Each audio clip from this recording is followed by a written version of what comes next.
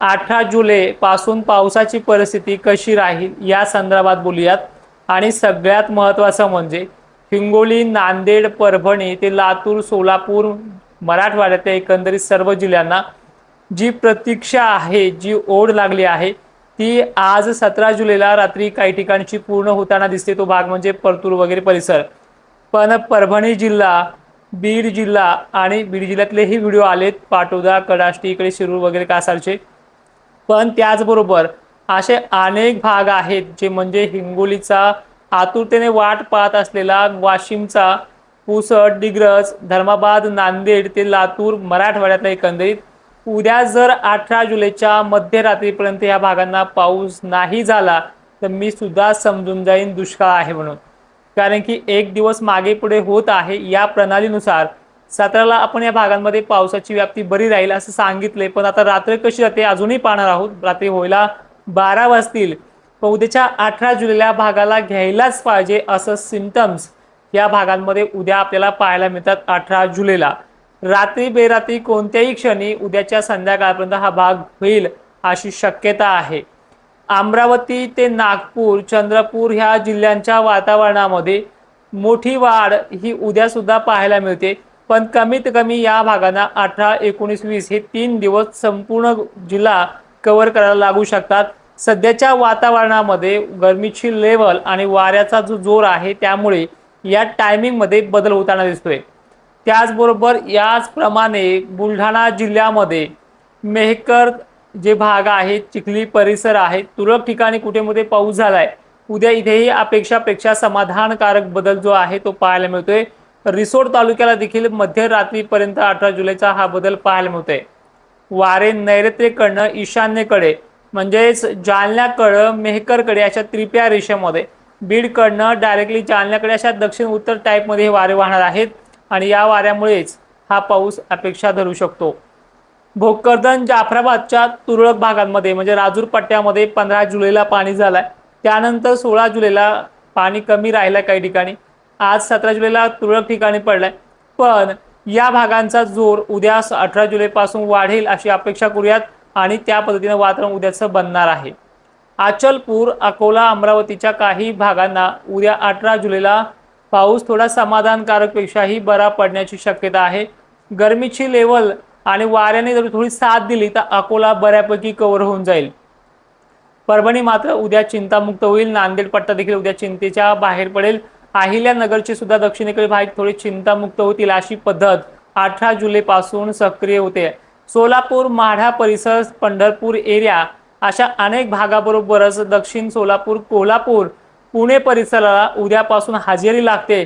त्यामुळे या पुण्याकडील पावसाचा, अहिल्यानगरकडील होणाऱ्या वातावरणाचा ते सोलापूर पर्यंत असलेल्या पट्ट्याचा फायदा मराठवाड्यामध्ये उद्या पावसाला वाढ होण्यासाठी परिस्थिती निर्माण होण्याचे चान्सेस आहेत।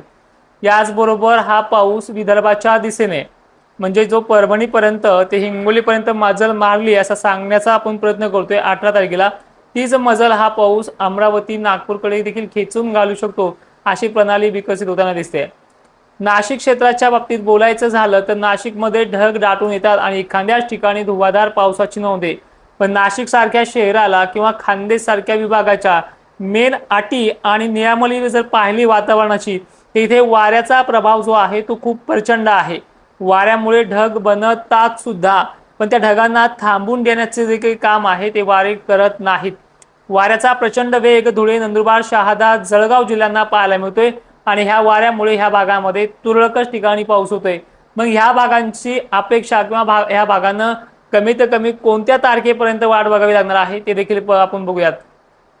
या भागांमध्ये धुळे, नंदुरबार, शहाद्याला कमीत कमी 18 जुलैलाही समाधान करेल असा पाऊस नाहीये, पण 19 जुलैपासून या भागांचं समाधान नक्की होईल अशी प्रणाली विकसित होते आणि नक्कीच धुळे, शिरपूर, साक्री, नंदुरबारकडे पाऊस हा ऍक्टिव्ह होईल। म्हणजे 18 जुलैलाही ते समाधान होईल असं नाही, जळगावलाही ते समाधान करेल असा पाऊस नाही। एखाद दोन ठिकाणी ते वाढेल सुद्धा, पण यांना विनाकारण तारखा देऊन आशेला लावणं देखील चुकीचं राहील। त्यामुळे ऍक्च्युअल आणि खऱ्या तारखा ज्या आहेत त्या 18 आणि 19 आहेत। 15 आणि 16 इथे सुरुवात देखील झाली आहे। काही ठिकाणी बारीक सारीक पावसाला देखील इथे सुरुवात झाली, आपण अनेक जणांचे व्हिडिओ देखील पाहिलेत। पण मेन कंडिशन अशी आहे की त्याच्या दुसऱ्या दिवशी इथे वारे जोराने वाहिलेत त्यामुळे खान्देशला अजूनही उद्याच्या 18ला देखील वारे जोराने वाहतील। मात्र 19ला वारे जोराने वाहत असताना सुद्धा इथे हलक्या ते मध्यम पावसाला चांगली वाढ होईल। त्यामुळे 19 ची 20 ची अपेक्षा नाशिक, धुळे, जळगाव, मालेगाव क्षेत्र, छत्रपती संभाजीनगरचे राहिले सायले भाग हे 18 ते 19 पासून चांगला जोर वाढेल। त्यानंतर बुलढाणा जिल्ह्यातील जे काही न्यायदेवी, पाळा, मलकापूर तसेच उत्तरेकडील शेगाव परिसर आहे, 18 जुलैची अपेक्षा धरा। 18 जुलैला आपल्या भागामध्ये तो होईल सुद्धा। डेव्हलपमेंट आज 17 जुलैपासून तुमच्या भागात चांगलं वाढताना दिसलंय। ढगांची गर्दी वगैरे, उष्णता कमी झालेली पाहायला मिळते। पण 19 पर्यंत आपली इच्छा पूर्ण होईल असा अंदाज आहे आणि ते होणारच आहे। अकोल्याला सुद्धा जे पिकं सुकतायत, आता तुम्हाला मी हे एक तारीख वाढून का सांगतोय, कारण की वातावरणाची जी चेंजिंग आहे, नैऋत्य मोसमी वारे मुंबईसह मुसळधार पावसाची हजेरी या 19ला वाढवणार आहेत आणि तिथले बाष्पयुक्त ढग महाराष्ट्राला झडीसारखा ते काही ठिकाणी जोरदार पावसाची अपेक्षा देणार आहे।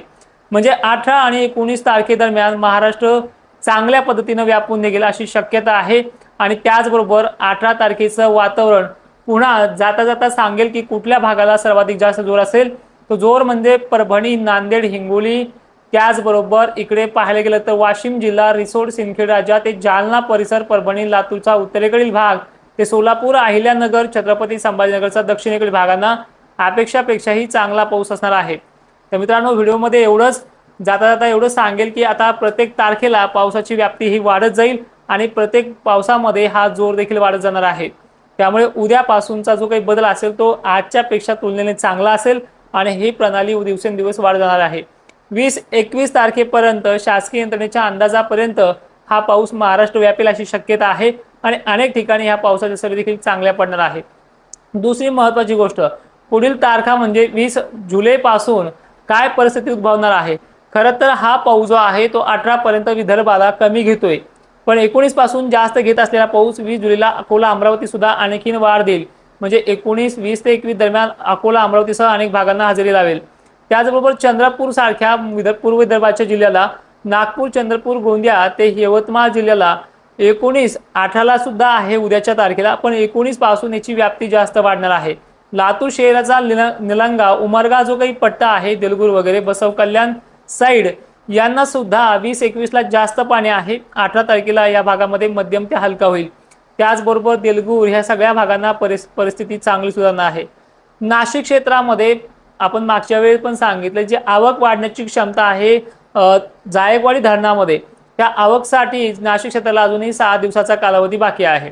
जवळपास 22 ते 25 दरम्यान इथे काही प्रमाणात जास्त पाऊस झाल्यामुळे 25 पासून नाशिक क्षेत्रामध्ये आवक वाढायला सुरू होतील अशी परिस्थिती पुन्हा उद्भवणार आहे। जय शिवराय, धन्यवाद।